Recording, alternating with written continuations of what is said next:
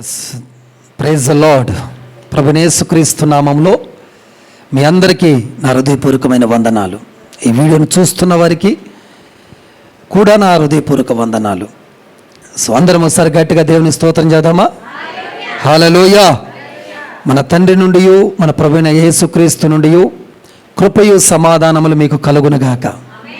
మీ ఆత్మ వర్ధిల్లుచున్న ప్రకారము మీరన్ని విషయములలో వర్ధిల్లుదురుగాక. నా దేవుడు మిమ్మును మీ కుటుంబాలను సకల సమృద్ధితో నింపునుగాక. ఆమెన్. అందరూ బాగున్నారా? ఓకే, ఆలస్యం చేయకుండా మనం ఒక మూలవాక్యాన్ని చదువుకోబోతా ఉన్నాం.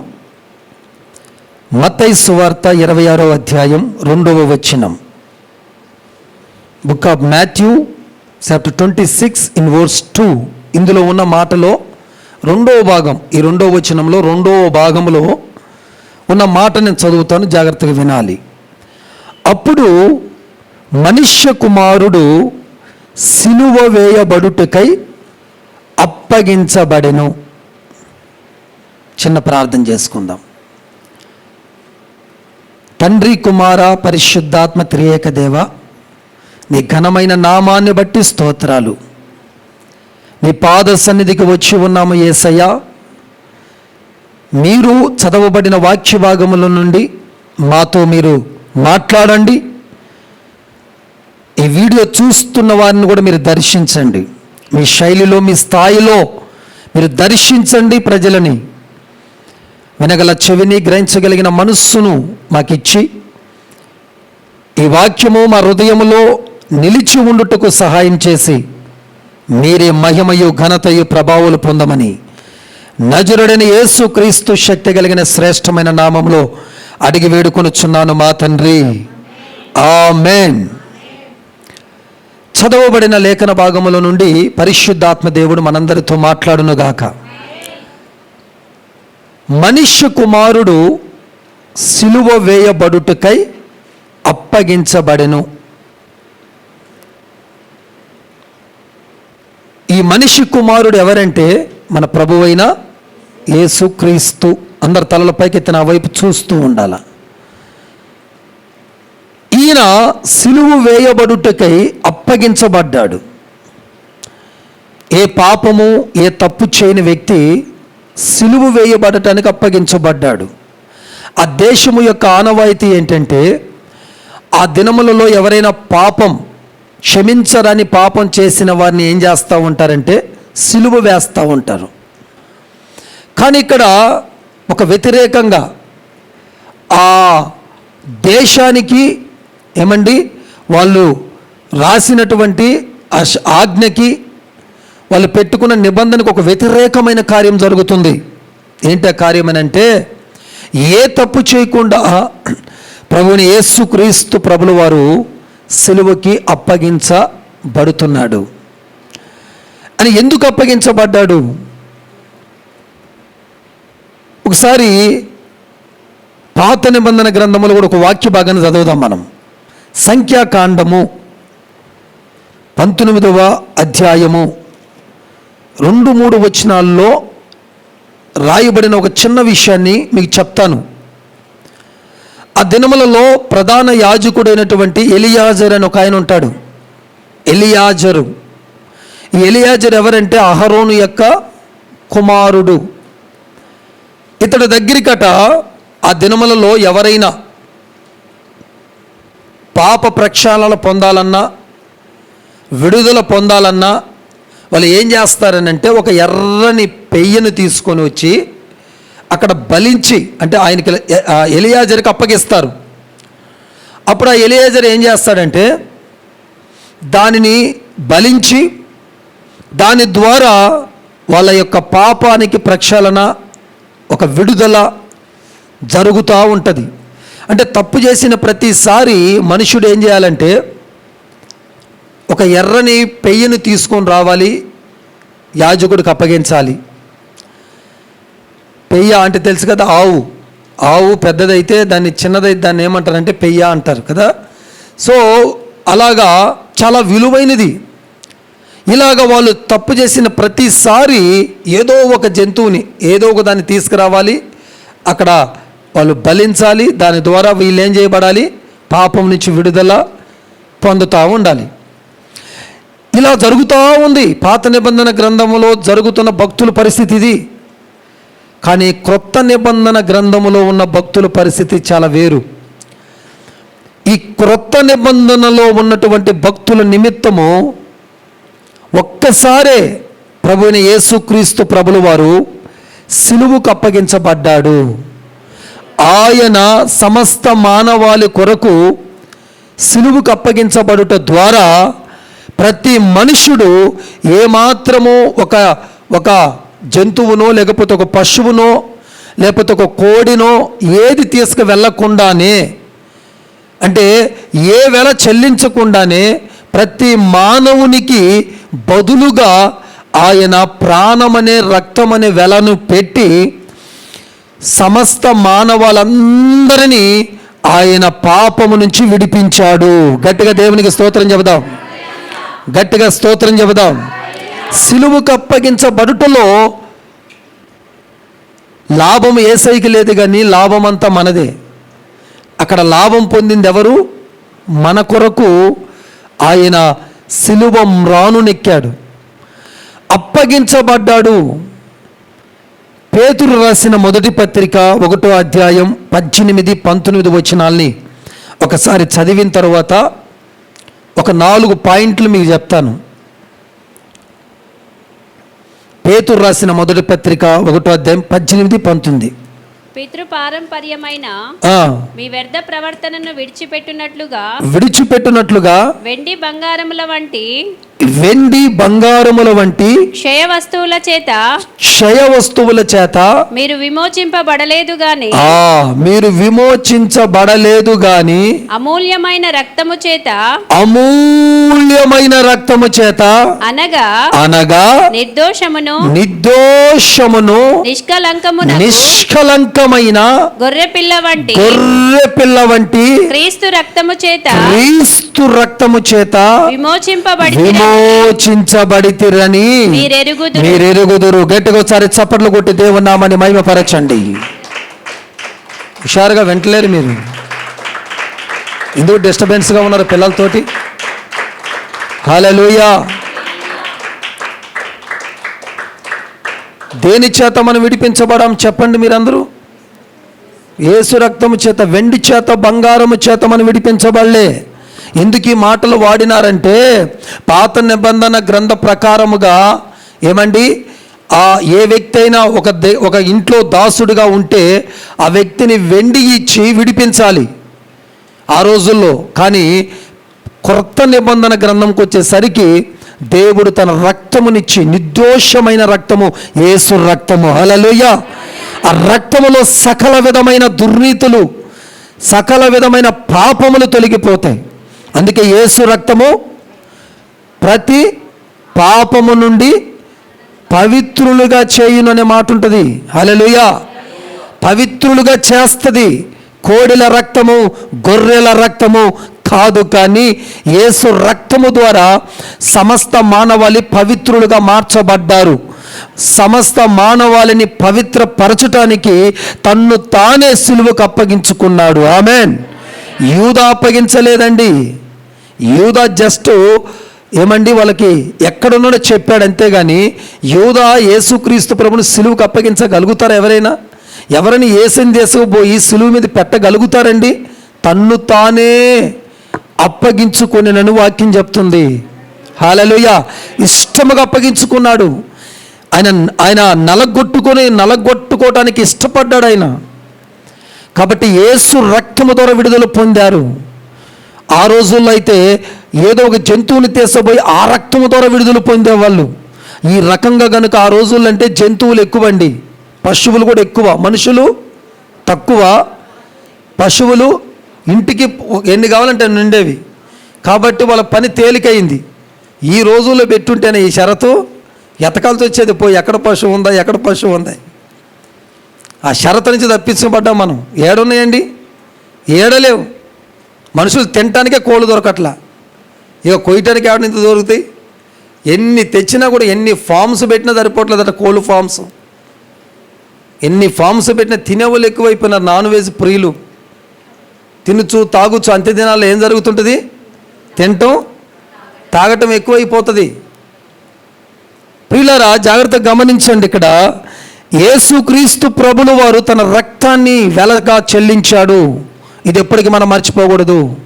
నువ్వెవరవో తెలుసా? విలువ పెట్టి కొనబడిన బిడ్డవి. ఆమెన్. అది ఏ విలువతో అంటే వెండి బంగారంతో కాదు, కానీ నిర్దోషమైన రక్తముతో నువ్వు కొనబడ్డావు. నువ్వు కొనబడిన వ్యక్తివి కనుక నువ్వెవరివో తెలుసా? యేసయ్య సొత్తువి. నీవు నీ సొత్తు కాదట. నువ్వెవరివి? నా ఇష్టం అంటానికి వీలు లేదు. నా ఇష్టం వచ్చినట్టు నేను చేస్తానంటానికి వీలు లేదు. ఆ మాట నీ నోటుకు వస్తే వచ్చిందిలే, కానీ ఆ మాట రిపీటెడ్గా అన్నావు అనుకో, నీ జీవితంలోకి రావలసినవి రాకూడనివి కూడా వచ్చేస్తాయి. నా ఇష్టం అనే మాటను ఎంత తగ్గిస్తే అంత మంచిది మనం. ఆమెన్. ఏదన్నా ఒక మాట చెప్పినప్పుడు నా ఇష్టం అనకూడదు, వినాలా. దేవుడు ఎవరి ద్వారైనా ఏదో ఒక విషయాన్ని బయలుపరిచినప్పుడు వినాలా. కాబట్టి ప్రియులారా, యేసయ్య ఎందుకు అప్పగించబడ్డాడు సిలువకి అనే విషయాలు ఆయన ఏమండి యేసుక్రీస్తు ప్రభు సిలువకి అప్పగించబడటానికి కారణం ఏంటి? లేకపోతే ఆయన సిలువకు అప్పగించబడుట ద్వారా మనకు కలిగిన మేలులేంటి? ఒక 4 విషయాలు చెప్పి నేను నా సందేశాన్ని ముగిస్తాను. నెంబర్ 1, గలతీలకు రాసిన పత్రిక 1వ అధ్యాయం 4వ వచనం. సిలువకు యేసయ్య అప్పగించబడటానికి కారణం మన తండ్రి అయిన దేవుని చిత్త ప్రకారము క్రీస్తు మనలను ప్రస్తుతపు దుష్ట కాలము నుండి విమోచింపవలెనని మన పాపముల నిమిత్తము తన్ను తానే అప్పగించుకొనెను. ఒకసారి యేసయ్య గట్టిగా చప్పలు కొడదామండి. హల్లెలూయా. గట్టిగా థ్యాంక్ యూ జీసస్. యేసయ్యని సిలువకి పిలాతు గారండి అప్పగించింది? యూదా గారండి? ఎవరండి అప్పగించింది? తన్ను తానే. అది తెలియాలి మనకి. ఎవరు అప్పగించబడితే బలవంతంగా సిలువకి ఎక్కల యేసయ్య, ఇష్టంగా సిలువకి ఎక్కాడు యేసయ్య. దేవుడికి మహిమ కలుగునుగాక. ఇక్కడ ఒక మాట మీరు నోట్ చేయాలి. దుష్టకాలం అనే దగ్గర ఫుట్ నోట్లో ఒక మాట ఉంటుంది, కింద చదవాల మాట. దుష్టుని నుండి అని అర్థం. అంటే దుష్టకాలములో ఫుట్ నోట్లో ఏముంటుంది అంటే దృష్టుని నుండి, అంటే దుష్టుని నుండి నిన్ను నన్ను మనందరిని విడిపించడానికి యేసుక్రీస్తు ప్రభు సిలువకు అప్పగించుకొనెను. ఇది మొదటి మాట. దేవునికి స్తోత్రం. హల్లెలూయా. అని ఎందుకు అప్పగించబడ్డాడంటే నువ్వు దుష్టుడి చేతిలో పడి నలిగిపోతూ ఉన్నావు. దుష్ట క్రియల చేతుల్లో పడి, దుష్ట శక్తుల చేతుల్లో పడి ఏమండి ఈనాటి సంఘములో చాలామంది నలిగిపోతున్నారండి. ఈ రోజుల్లో సంఘ చరిత్ర, ఒకప్పుడు సంఘము జోలికి రావాలంటే భయం ఉండేది ఆదిమ సంఘానికి. ఈ రోజుల్లో రాను సంఘములో దేవుని ప్రభావము, దేవుని శక్తి తగ్గుతూ వచ్చింది. కొన్ని సంఘాలలో ఉన్నాయి కానీ ఆల్మోస్ట్ ఎక్కువ సంఘాలలో దేవుడి శక్తి పనిచేయట్లా. అక్కడ దుష్ట శక్తి పనిచేస్తుంది. అందుకే దుష్టుడు పరిపాలనలో సంఘాలు నడుస్తున్నాయి. అందుకే మనుషుల పరిపాలన జరుగుతున్నాయి. నా బ్యాచ్ వీళ్ళంటారు, నా విశ్వాసాలు వీళ్ళంటూ ఉంటారు. వీళ్ళందరూ ఎవరంటే దుష్ట పరిపాలనలో ఉన్నవాళ్ళు. దేవుడు పరిపాలనలో ఉన్నవాడు నా విశ్వాసి అనడు, ఇది నా సంఘం అనడు, ఇది దేవుడి సంఘం అంటాడు. దేవునికి స్తోత్రం. హల్లెలూయా. దుష్టుడు ఏం చేస్తుందంటే, దుష్టుడుకున్న నైజం ఏంటంటే దేవుడు దగ్గర పొందుకున్నదే అది దేవుడి మీద తిరగబడ్డది. దుష్టుడు అంటే అపవాది. ఏమంటే దాని నైజమే కొందరి మీదకి రుద్దుతూ ఉంటుంది. దాని అలవాట్లు కొంతమందికి రుద్ది అనేకులకు సంఘాలలోకి జ్వరబడుతుంది. అందుకే దేవుడు చెప్పాడు కదండి, గొర్రెల మీద తోడేళ్ళు వస్తాయి జాగ్రత్త అన్నాడు. తోలు కప్పుకొని వస్తాయి, చాలా కేర్ఫుల్గా ఉండాలంటాడు. అందుకే సంఘ విషయంలో నేను దేని విషయంలోనే క్షమిస్తాను, కానీ నన్ను పర్సనల్గా తిట్టినా, నన్ను పర్సనల్గా ఎన్ని మాటలన్నా నేను పడతానేమో, కానీ సంఘము జోలికి వస్తే మాత్రం నేను అసలు ఊరుకోను, క్షమించను నేను. ఎందుకు తెలుసా అండి, ఇది నేనేదో కష్టపడి కట్టుకుంటున్నది కాదు, కానీ యేసయ్య తన రక్తమంతా దారబోసి నిర్మించిన సంఘం ఇది.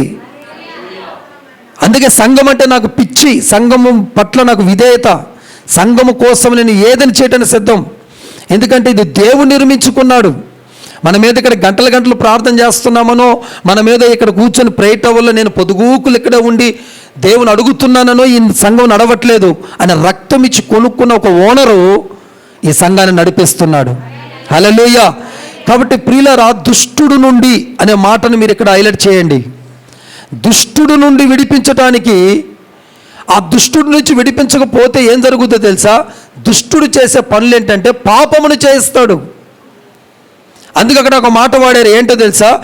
దుష్టుడు నుంచి విమోచించటానికి మన పాపముల నిమిత్తం అప్పగించుకునేను. దాని అర్థం ఏంటంటే దుష్టుడు పాపం చేయిస్తాడు.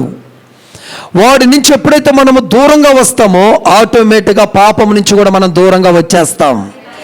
ఆయన అందుకు అప్పగించుకున్నాడు. మనం ఇంకా పాపములో పడిపోయి ఇంకా పాపము చేయటానికి కాదండి. అందుకే శిష్యులకి యేసయ్య నేర్పిన ప్రార్థన మీకు తెలుసు కదండి. మత్తయి సువార్త 6వ అధ్యాయంలో యేసయ్య శిష్యులకు నేర్పిన ప్రార్థన తెలుసు కదా మీకు. దాంట్లో ఒక మాట వాడాడు తెలుసా మీకు? యేసయ్య నేర్పించిన మాట ఏంటో తెలుసా? మత్తయి సువార్తలో 6వ అధ్యాయం 11, 13, 14 ఏముంటుందో తెలుసా? దుష్టుని నుండి మమ్మల్ని తప్పించుము అనే మాట వాడతారా లేదా? చదవండి సిస్టర్, అది ఆ మాట. మమ్మును శోధనలోకి తేక దుష్టుని నుండి మమ్మను విడిపించుము. దుష్టుని నుండి మమ్మల్ని విడిపించుము. ఆయన నేర్పిన చిన్న ప్రార్థనలో ఈ ఒక మాట యాడ్ చేయబడింది. హల్లెలూయా, హల్లెలూయా. అంటే ఎంత పవరో చూడండి. దుష్టుడి చేతుల్లో చాలామంది ఈ రోజున చిక్కుకుపోయి ఉన్నారు క్రైస్తవ సమూహం. ఇక్కడ దేవుడి మందిరానికి వచ్చిన వాళ్ళు ఒక్కరోజు దేవుడిది, 6 రోజులు సాతానుడిది అన్నట్టు బతుకుతున్నారు క్రైస్తవ సమాజం. ఆదివారం ఒక్కరోజు మందిరానికి వచ్చి 6 రోజులు సాతాను చేతుల్లో ఉన్న క్రైస్తవులు ఎంతమంది ఉన్నారు తెలుసా అండి? 60% ఉన్నారు ఈనాటి సంఘంలో. ఆ 40% మాత్రమే దుష్టుడికి దూరంగా బ్రతుకుతున్నారు. ఏమండి, నువ్వు దుష్టుడి చేతిలో ఉండటానికే దేవుడు సిలువకు అప్పగించబడింది. నువ్వు ఇంకా పాపములో పొర్లాడటానికే దేవుడు సిలువకు అప్పగించబడింది. నీ కొరకు సిలువలో ఎన్ని అవమానాలు, ఎన్ని దెబ్బలు తిన్నాడు. అదంతా నువ్వు నిష్ప్రయోజనం చేస్తున్నావు, వ్యర్థం చేస్తున్నావు. అంటే ఎవరైతే దుష్టుడి చేతుల్లో ఉంటారో, దుష్టుడి యొక్క తత్వాన్ని కలిగి ఉంటారో వాళ్ళందరూ ఎలాంటి వాళ్ళంటే, యేసుక్రీస్తు ప్రభు సిలువలో పొందాడు చూడండి, ఆ బాధ, ఆ వేదన, ఆ దెబ్బలు, అవన్నిటిని నిష్ప్రయోజనం చేసిన వాళ్ళు, వ్యర్థం చేస్తున్న వాళ్ళు. అందుకే కీర్తనకారుడు కూడా తన కీర్తన ప్రారంభించేటప్పుడే వాడాడు, దుష్టుడు గురించే ప్రారంభించాడు. దుష్టుడు ఆలోచన చొప్పున, చూడండి, దుష్టుడితోనే స్టార్ట్ చేశాడు తన యొక్క కీర్తనని. ఆయన ప్రార్థన నేర్పటమే కాదు, యేసయ్య ఎంత మంచివాడో తెలుసా? ఆయన సజీవుడిగా ఉన్నప్పుడే ఒక మంచి ప్రార్థన చేశాడు మన కోసం. యోహాను సువార్త 17వ అధ్యాయం 15వ వచనం. ఎంత మంచి ప్రార్థన చేశాడో తెలుసండి యేసయ్య మన కొరకు. నీవు లోకములో నుండి వారిని తీసుకొని పొమ్మని నేను ప్రార్థించుట లేదు కానీ దుష్టుని నుండి వారిని కాపాడుమని ప్రార్థించుచున్నాను. అబ్బా, ఒకసారి యేసయ్య గట్టిగా చప్పట్లు కొడదామండి. యేసయ్య చేసిన ప్రార్థనలో ఒక విలువైన ప్రార్థన ఇది. ఏమని తెలుసా? నాకు అప్పగించిన బిడ్డలను ఎవరిని కూడా దుష్టుడి నుంచి, తండ్రి దుష్టుడి నుంచి వీళ్ళని ఏం చేయి, కాపాడు. యేసయ్య ప్రార్థన అందుకే ఫలించింది. ఆయన ప్రార్థన చేసిపోయాడు కనుక ఈ మాత్రం మనం ఉన్నాం. మనం దేవునికి స్తోత్రం. యేసయ్య ప్రార్థన వలన మనం ఇలా ఉన్నాం. ఆమేన్. అందుకే ప్రధాన యాజకుడట నీ పక్షాన నా పక్షాన దీవరాత్రులు నిత్యము ప్రార్థిస్తూ ఉన్నాడట. ఆమేన్. ఎప్పుడు కూడా నీ ప్రార్థన బట్టి నువ్వు గర్వపడటానికి ఏమీ లేదు. నీ ప్రార్థనలో నువ్వేదో ప్రార్థన చేస్తుంటే నేను ప్రార్థన చేస్తే జరిగిందని సంకలు గుద్దుకుంటూ ఉంటారు కొంతమంది. అరే బాబు, నువ్వు చిన్న ప్రార్థన చేస్తే నీ పక్షాన యేసుక్రీస్తు ప్రభు నిలబడి నిన్ను బట్టి ప్రార్థించటమును బట్టి ఈరోజు నువ్వు ఈ విధంగా దుష్టుడి నుంచి తప్పించబడుతూ కాపాడబడుతున్నావు. లేకపోతే ప్రాణాలతోనే మింగివేయబడేదానివి. అర్థమవుతుందా బిడ్డ నీకు? యేసయ్య ప్రేమ లోతును, ఎత్తును, ఎడల్పును, పొడుగును నువ్వు చూస్తే ఇక యేసయ్య పిచ్చి పట్టుకుంటుంది నీకు. దేనికి స్తోత్రం. నాటి క్రైస్తవ సంఘాలలో యేసుక్రీస్తు ప్రభువుని గూర్చిన అవగాహన తగ్గిపోయింది. ఆయన గురించి తక్కువ ప్రసంగాలు స్టార్ట్ చేస్తే వాళ్ళ గురించి ఎక్కువ, ఇక్కడ నిలబడ్డ వాళ్ళ గురించి ఎక్కువ. వ్యక్తిని ప్రజెంట్ చేసుకోవటానికి కాదు, నన్ను నిలబెట్టి పాలుకోటి పాస్టర్ని నన్ను చూపించుకోవటానికి అది ఇక్కడ నిలబెట్టిన దేవుడు యేసయ్యని చూపించడానికి నన్ను ఇక్కడ నిలబెట్టాడు. దేవునికి స్తోత్రం. కాబట్టి ప్రియ దేవుని సంగమా, మొదటగా చెప్పాను ఒక మాట, దుష్టుడి నుంచి విడిపించటానికి ప్రభు తన్ను తానే అప్పగించుకునేను. రెండో విషయము, రోమపత్రిక 4:25 త్వరగా రోమపత్రిక 4:25 ఆయన మన అపరాధముల నిమిత్తం అప్పగింపబడి, అది అప్పగించబడ్డాడు. రెండో పాయింట్ ఏంటంటే మన అపరాధముల నిమిత్తం అప్పగించబడ్డాడు. ఇది రెండో విషయం. అపరాధము వేరు, పాపము వేరు. పాపము చేయటం ద్వారా వస్తుంది. అపరాధం అనేది వ్యక్తిగతంగా మన కుటుంబాల యొక్క దోషము అలాగే మన మీదకి వస్తూ ఉంటుంది. అపరాధము వలన మానవుడట చెయ్యలేకపోతున్నాడు, అంటే తను అనుకున్నది సాధించలేకపోతున్నాడు. ఇప్పుడు ఒక మాట ఉంది కదండి, ప్రతి మనుషుడు పాపము చేసి దేవుడు అనుగ్రహించు మహిమను పొందలేకపోతున్నారు. దేవునికి స్తోత్రం. అంటే మహిమ పొందకపోవటానికి అపరాధం, దేవుడి మహిమను అనుభవించకపోవటానికి అపరాధం కారణం. అపరాధముల వలన అప్పగించబడ్డాడు. ఆయన అపరాధం చేయలేదు. నీ అపరాధము, నా అపరాధమును ఏమండి ఆయన భరించి ఆయన అప్పగించబడ్డాడు. కొరింథీ 2వ పత్రిక 5:19 కనుక మీరు నోట్ చేస్తే ఇక్కడ ఒక మాట ఉంటుంది, మన అపరాధములు యేసయ్య మీద మోపబడిను అని పౌలు గారు రాస్తాడు. మన అపరాధములు యేసయ్య మీద ఏం చేయబడ్డాయట? మోపబడ్డాయి. ఏమండి, ఒక్కటి మన మీద మోపితేనే, ఒక చిన్న బ్యాగ్ తీసుకొచ్చి నీ మీద పెడితేనే నువ్వు దాన్ని భరించలేవు. ప్రపంచంలో ఉన్నటువంటి అపరాధములన్నీ పడితేనట బరువెక్కిపోయిందట ఆయనకి. సిలువను మోయటమే ఈజీ అనిపించిందట. అంత బరువెక్కిపోయిన అపరాధాలు. అసలు మనుషులు చెయ్యలేని కార్యాలు, చేయని కార్యాలు అంటే ఇక ఇది చెయ్యలేదు అన్నటువంటి లేకుండా అన్నీ చేసి అపరాధులుగా మారిపోతేనో ఆ అపరాధులన్నిటిని తీసివేయటానికి ఆయన యేసయ్య సిలువకు అప్పగించబడ్డాడు. అది మీద మోపబడ్డాయి. యెషయా గ్రంథం 53:5 ఉంటుంది. ఏమని తెలుసా? మన అపరాధములను బట్టి ఆయన నలగొట్టబడిను. మన అపరాధములను బట్టి ఆయన నలగొట్టబడ్డాడండి. చాలా చోట్ల కొట్టబడ్డాడు, కానీ యెషయా గారు ఎంత చక్కగా రాశాడంటే నలగొట్టబడ్డాడు. ఎంత ఏమండి, మన హృదయం ఎంత పిండేస్తుంటుంది ఈ మాట చదువుతుంటే. నలగొట్టబట్టం అంటే ఏంటండి? దేని నలగొడుతుంటామండి మనం? ఏమన్నా మనము కొడతామంతే, నలగొట్టడం అనేది కొన్నే చేస్తాం. కానీ యేసయ్య నలగొట్టారట. నలగొట్టడానికి కారణం ఏంటో తెలుసా? నీ అపరాధమే, నా అపరాధమే. నీ అపరాధము నా అపరాధాన్ని బట్టి నలగొట్టబడ్డాడు యేసయ్య. ఈరోజు ఆయన నలగొట్టబడ్డాడు అని గుర్తుపెట్టుకోవట్లే జనాలు. ఆ సిలువ యొద్దకు రావట్ల. సిలువ మిస్ అయిపోయింది. ఏ కాడికి నాకు స్వస్థత చేయలేదా? ఇంకేం దేవుడు? విడుదల చేయలేదా? ఇంకేం దేవుడు? నన్ను మర్చిపోయాడు ఆయన, నన్ను విడిచిపోయాడు. అరే, నిన్ను విడిచిపోయామనైతే, నిన్ను మర్చిపోయి ఉంటే నీ కొరకు ఎందుకు నలగొట్టబడతాడమ్మా యేసయ్య? హల్లెలూయా. ఎందుకు ఆ మాటలు మన నోటికి రావాలండి? ఎప్పటికైనా చచ్చిపోతాం కదా, మాట్లాడకుండా చచ్చిపోలేమో మనం? మాటలు అనిపించుకోవటం అవసరమా? రేపు రోజున అవన్నీ అవసరమా మాట అని మళ్ళీ యేసయ్య కావాలి మనకి. కోపం లేదని అనేసినా మళ్ళా యేసయ్య కావాలి మనకి. దేని స్తోత్రం. అలాంటప్పుడు ఎందుకు మనం ఆ మాటలు మాట్లాడాయన? నలగొట్టబడిన దేవుని ఇంకా మరి కాస్త నలగొట్టబడుతున్నారండి. ఇంకా నలగొడుతున్నారండి. ఆల్రెడీ నలిగిపోయాడు యేసయ్య సిలువలో. కొందరు భక్తులైతే ఏం చేస్తున్నారో తెలుసా? ఇంకా నలగొడుతున్నారు. వాళ్ళ ప్రవర్తన ద్వారా, వాళ్ళ దూషణ మాటల ద్వారా, వాళ్ళు మాట్లాడే మాటల వల్ల. ఒక్కోసారి దేవుడి మీద ఒక సహోదరి ఆ మధ్యకాలంలో, చాలా కాలమైందిలే, వచ్చింది, కోపంగా వచ్చింది. ఒక సహోదరి, నేనున్నాను మాట్లాడాలన్నట్టు వచ్చి ఏదేదో అంటుంది. ఏమనుకుంటున్నాడో ఏమో, ఎంత చూస్తా ఏదేదో అంటుంది. ఏంది ఈ మాట? అమ్మ ఎవరైనా అమ్మనా, నిన్నేమన్నా అన్నారా? నేను అన్నా.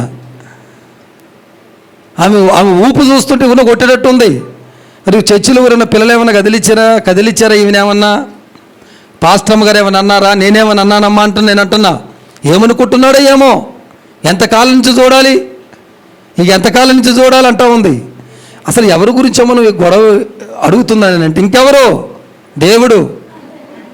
దేవునికి స్తోత్రం. షాక్ అయిపోయారా నేను.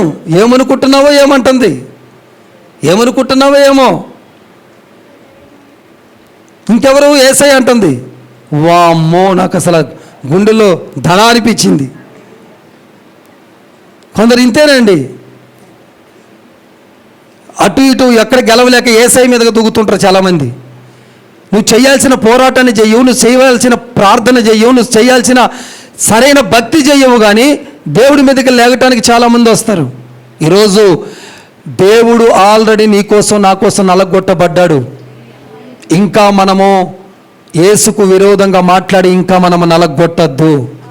ఆల్రెడీ నలిగిపోయాడు నీ కోసం. ఆయన నీ కోసం ఈ భూమి మీద ఎవరు నలగల, నీ కన్న తల్లి కూడా నలగల. ఎవరు నలగనంతగా నలిగిపోయాడు యేసయ్య. నీ కొరకు ఎవరు ఈ భూమి మీద ప్రాణం పెట్టల. నీ కొరకు ఎవరైనా ప్రాణం పెట్టిన వాళ్ళు ఉంటే ఒకసారి చెప్పు, ఎవరైనా ఉంటే. నీ కొరకు ప్రాణం పెట్టింది ఒక యేసయ్య మాత్రమే. దేవునికి స్తోత్రం. మూడో విషయాన్ని ఎఫెసీ పత్రిక 5వ అధ్యాయం 2వ వచనాన్ని చదివి కొంచెం త్వరగా మనం ముగిస్తాం. క్రీస్తు మిమ్మును ప్రేమించి, క్రీస్తు మిమ్మల్ని ప్రేమించి పరిమళ వాసనగా ఉండుటకు, పరిమళ వాసనగా ఉండుటకు మన కొరకు తన్ను తాను దేవునికి అర్పణముగా బలిగాను అప్పగించుకొనెను. అమ్మ, అర్థమైందా మీకు?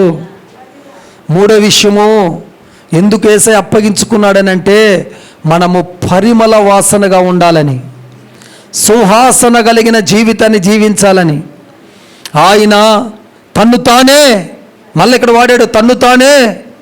మీరు నమ్మాలి, మీరు చెప్పాల్సిన విషయం ఏంటంటే, చాలాసార్లు ఈ యోధా ఒకడు, ఈ యోధా కానీ యేసయ్యను అప్పగించకపోతే ఎంత బాగుండేదని యోధాని అంటూ ఉంటాం. కానీ మనము అసలు సంగతి ఏంటంటే, యోధా అప్పగించలేడు యేసయ్యని, ఫిలాతు గారు అప్పగించలేరు, ఇంకా ఎవరైనా కావచ్చు అప్పగించలేరు.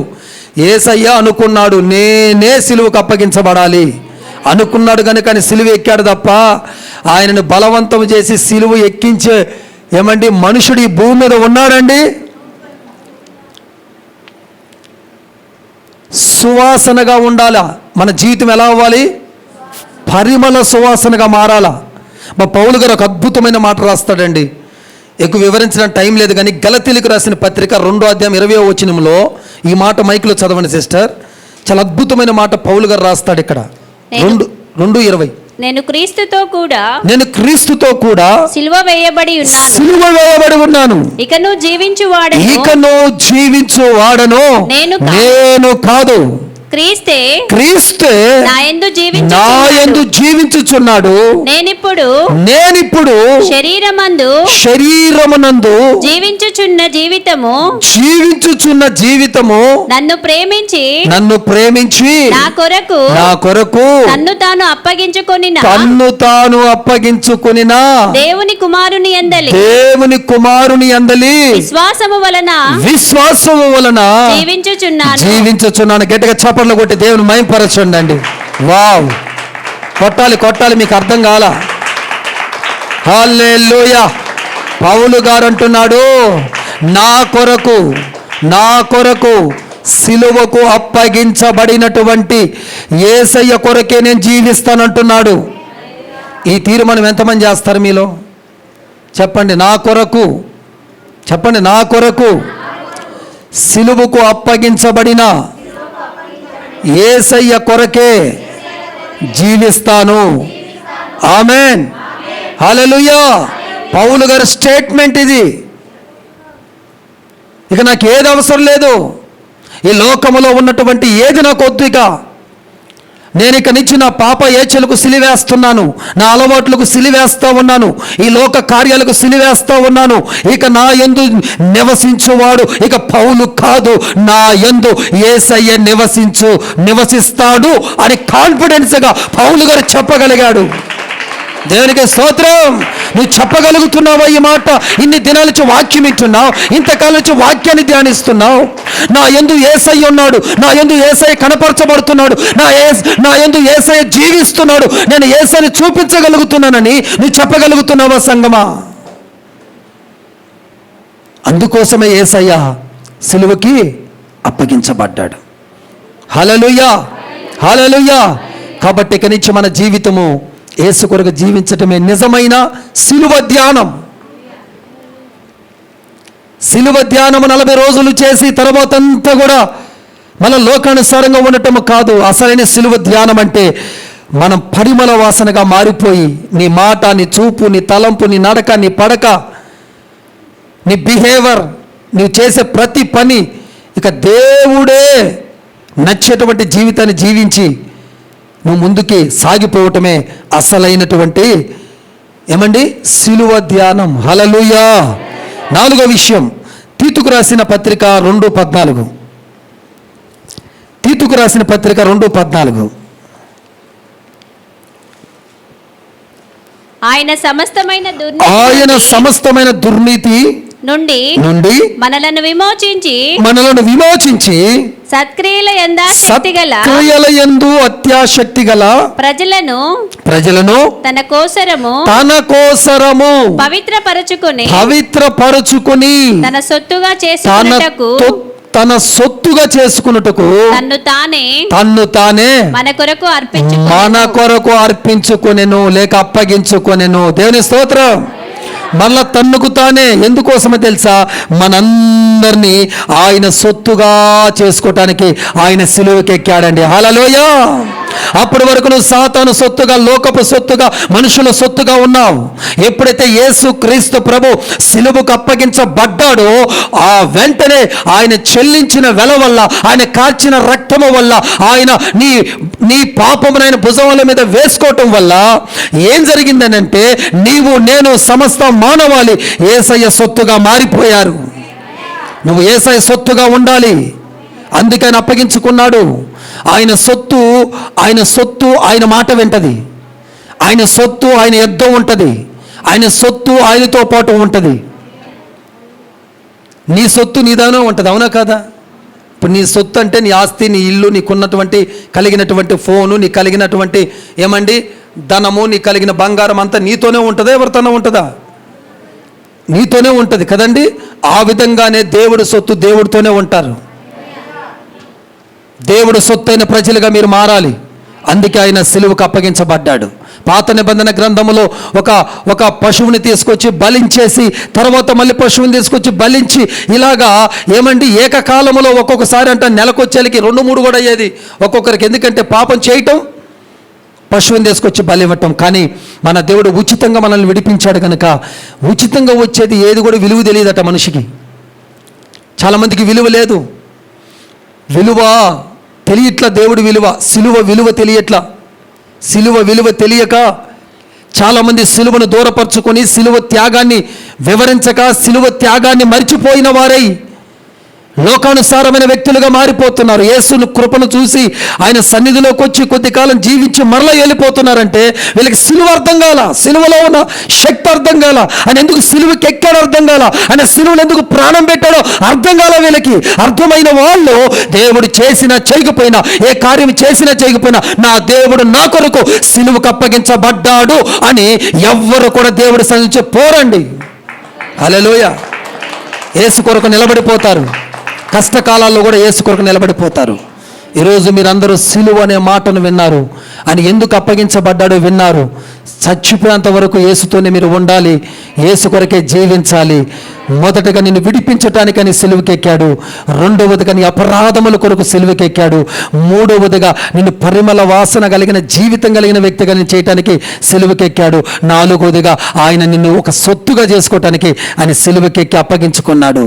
ఈ 4 రకాలైనటువంటి విధానాలు కలిగిన ఆత్మీయతలు నువ్వు కలిగి ఈ సిలువ ధ్యానాలలో నువ్వు ముందుకు నడిపించి 365 రోజులు ఈ వాక్యాన్ని గుర్తుపెట్టుకొని నువ్వు చాలా జాగ్రత్తగా నడిచి దేవుడికి మహిమకరమైన బ్రతుకును నీవు ఈ వీడియో చూస్తున్న ప్రతి ఒక్కరూ బ్రతుకుదురుగాక. ఆమె చిన్న ప్రార్థన చేసుకుందాం కళ్ళు మూసుకున్నట్లయితే.